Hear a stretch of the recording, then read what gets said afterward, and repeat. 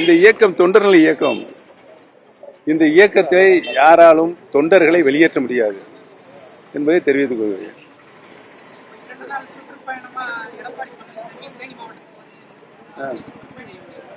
நீங்க தான் சொல்லணும். அவருடைய சுற்றுப்பயணத்தினுடைய நோக்கம் என்னங்கிறது நீங்க தான் சொல்லணும்.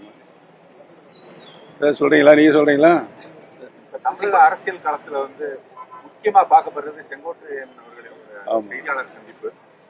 அதுல வர்ற முடிவுகள் என்ன மாதிரி இருக்கும்? அவருடைய முடிவுகள், அவர் என்றைக்குமே மனச்சாட்சியுடன் தன்னுடைய பங்களிப்பை அனைத்து இந்திய அண்ணா முன்னேற்றத்துக்கு தந்து கொண்டிருக்கிறார்.